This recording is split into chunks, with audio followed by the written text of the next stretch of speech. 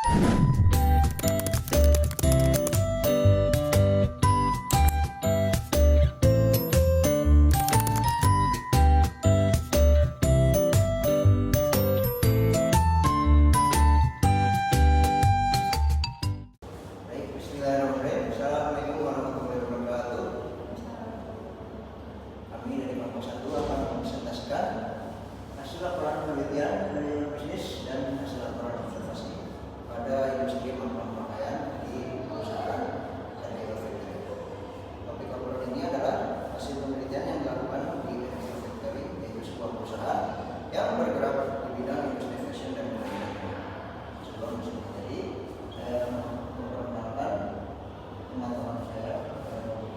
Pertama ada Linda Ramadhani, yang kedua ada Lina Frianti, yang ketiga ada Firman Andi Sitohang yang tidak dapat berkenan hadir pada presentasi ini. Selanjutnya ada saya sebagai Kelvin Marhana.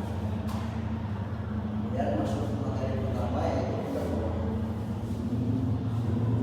Pada bagian pendahuluan kami akan menjelaskan tujuan, metode, dan hasil yang diharapkan pada observasi di perusahaan RDK Factory, yaitu sebuah perusahaan lokal yang bergerak dalam industri. Yang pertama, tujuan observasi yaitu untuk memahami proses bisnis, struktur organisasi, dan strategi operasional di RDK Factory, khususnya dalam layanan melakukan pakaian. Kemudian selain itu, di sini yaitu untuk memahami proses bisnis, struktur organisasi, dan strategi operasional di RDK Factory.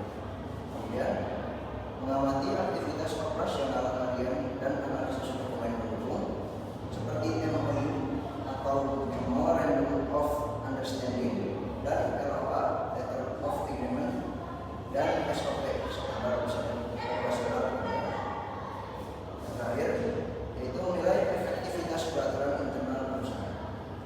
Selanjutnya, metode observasi yaitu metode observasi yang kami lakukan pada hasil observasi ini yaitu wawancara secara langsung dengan manajemen dan karyawan pada perusahaan RDK Factory.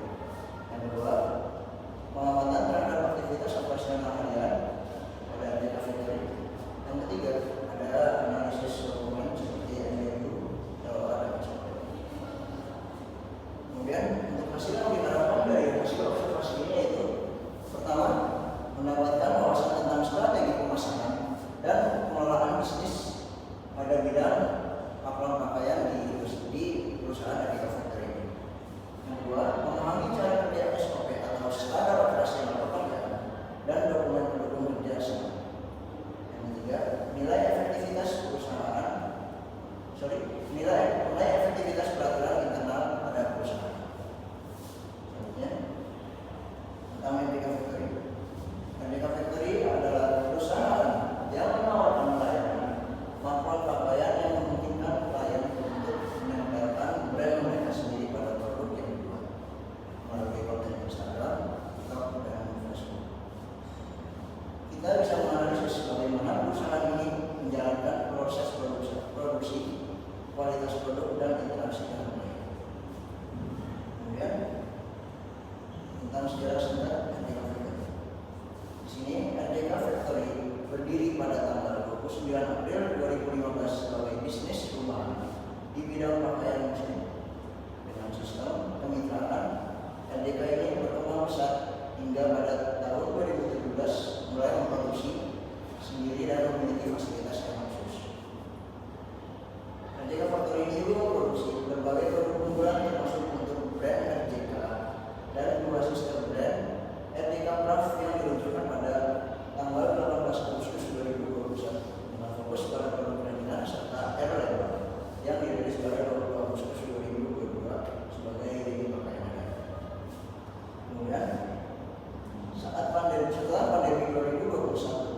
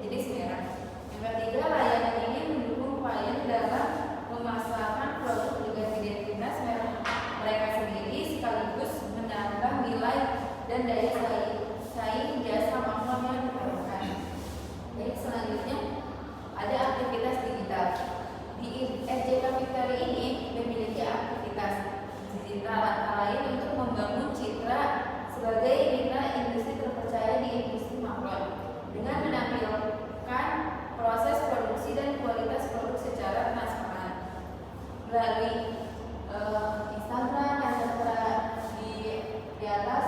Di Instagram ini memiliki beberapa video yang menjelaskan tentang proses produksi atau video tentang behind the scene. Dan yang kedua ada TikTok.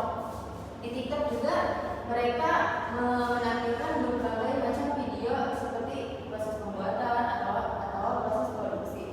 Dan yang ketiga ada website. Di website RJK Victory ini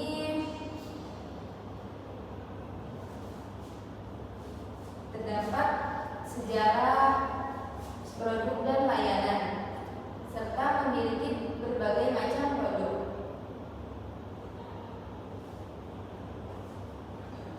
Antara lain seperti ada gamis, ada tuning, ada saripit dan pakaian anak. Dan di dalam produk ini menjelaskan tentang detail material, color, size, dan harga-harga. Jika kalian tertarik atau ingin membeli atau melakukan pemesanan, di sini juga terdapat kontak pesan. Jadi kalian bisa menghubungi kontak dari RJK Victory ini atau bisa secara langsung datang ke lokasi yang tertera di kontak pesan.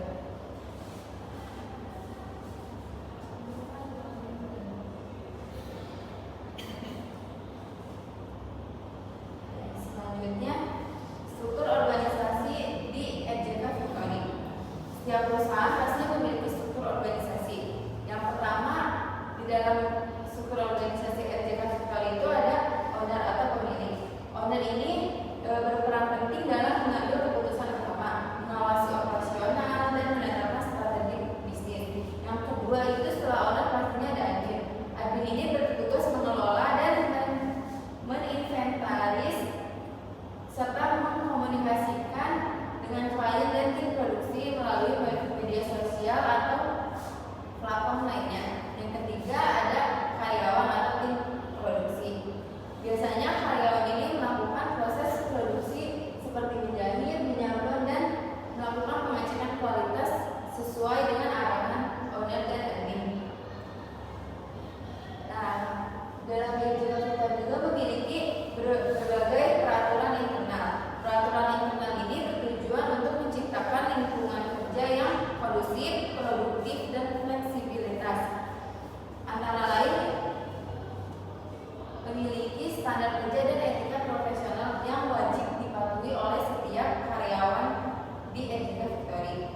Di dalam peraturan internal pastinya memiliki berbagai macam kebijakan-kebijakan. Antara lain yang pertama ada kebijakan jam kerja. Jam kerja di RJK Victory ini fleksibel, tanpa kewajiban masuk pada jam tertentu. Lalu karyawan dapat menyesuaikan jadwal dengan beban kerja. Dan pada saat situasi khusus seperti pesanan besar, pastinya setiap karyawan itu bekerja lembur hingga malam bahkan menginap di lokasi.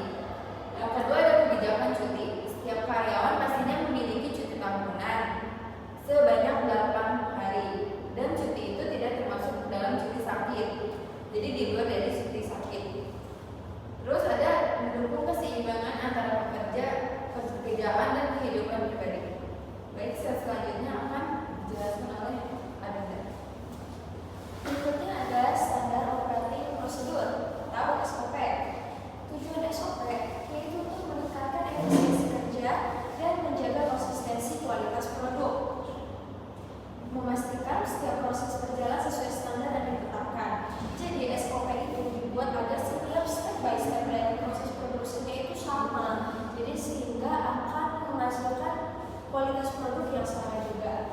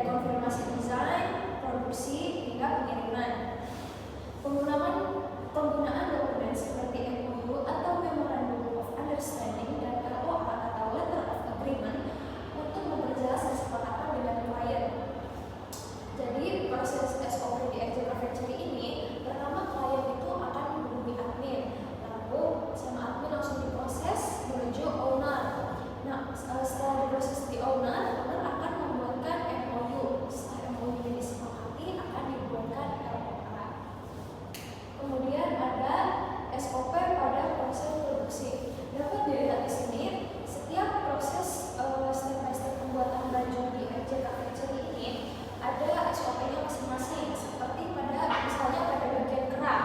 Di sini SOP-nya kerah kanan dan kiri harus sama.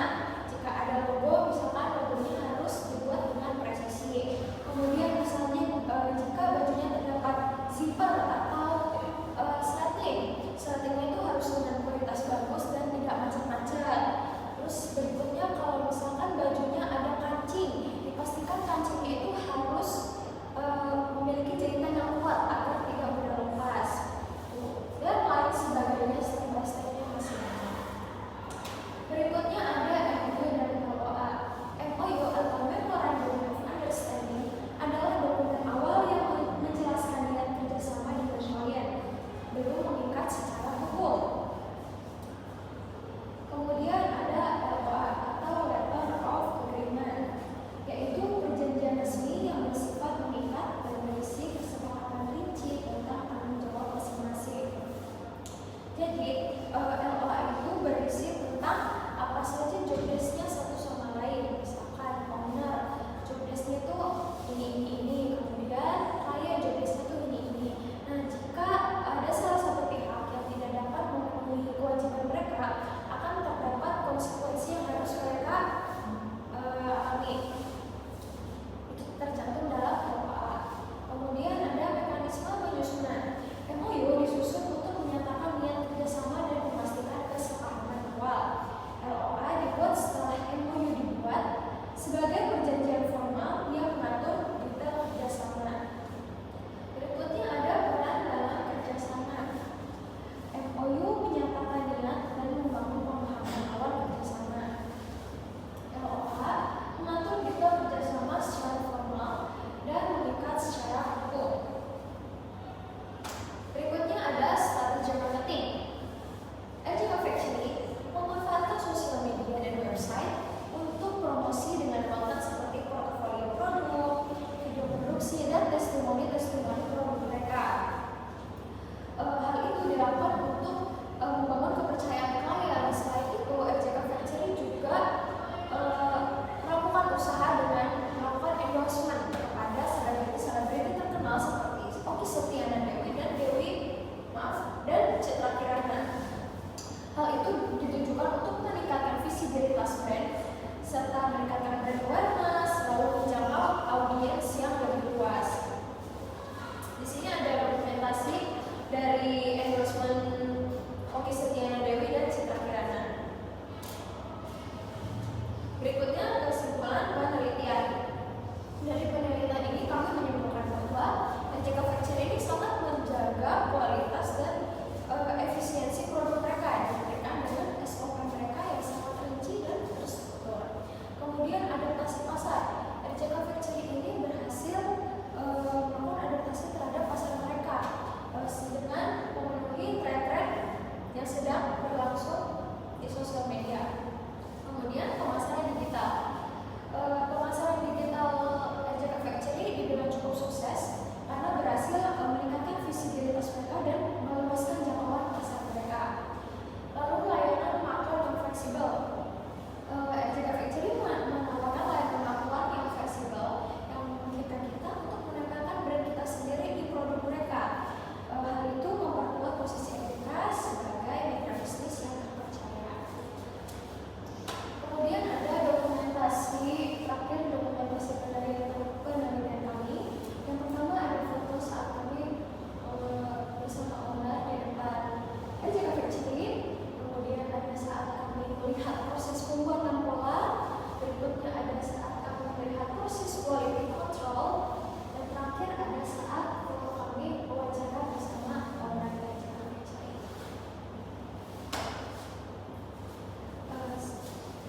Sekian, terima kasih presentasi